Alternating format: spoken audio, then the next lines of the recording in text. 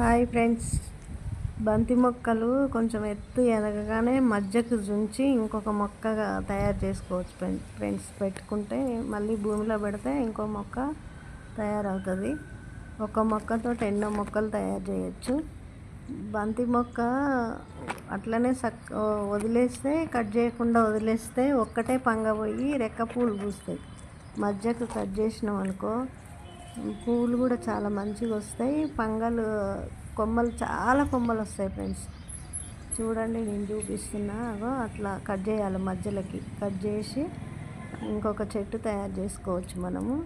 మళ్ళీ ఈ కట్ చేసిన చిన్నగా గుబురుగా మొక్కలు వచ్చేస్తాయి ఫ్రెండ్స్, బంతి మొక్కలు.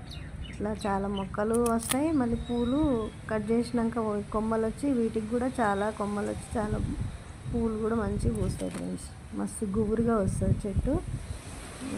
అదే చూడండి ఎంత బాగుంటాయి చెట్లు, కూడా చాలా హెల్తీగా ఉన్నాయి మంచిగా.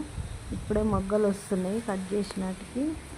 మళ్ళీ కట్ చేసి కొన్ని పెడుతున్నా.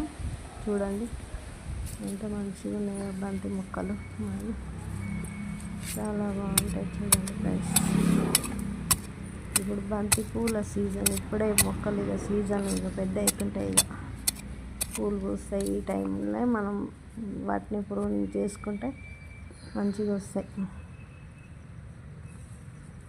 చూడండి ఫ్రెండ్స్.